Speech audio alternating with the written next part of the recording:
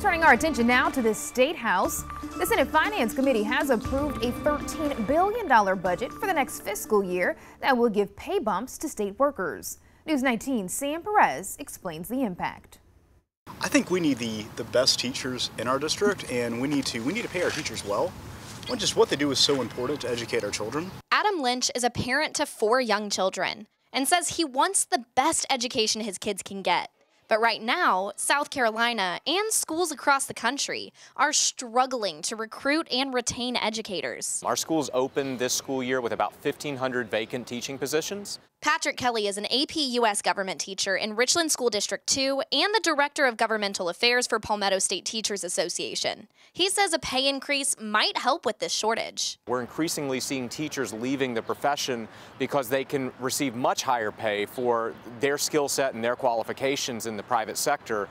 And so if we're going to reverse this teacher shortage, teacher salaries have to be a part of that equation. Educators aren't the only state employees who might see a pay increase, though. All state workers making less than $50,000 would get a $2,500 increase in their salary. And those are the ones that hit the hardest on inflation.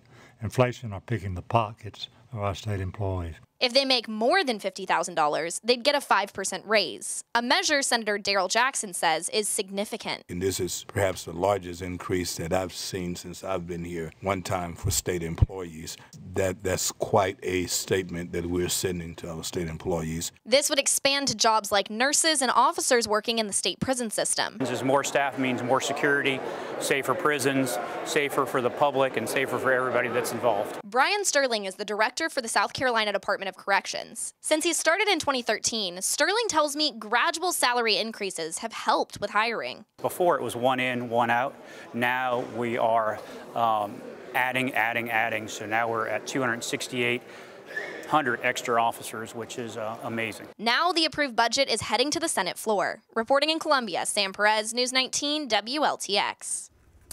The state is also covering any increases in health insurance premiums for state workers. The House must now also sign off on these increases.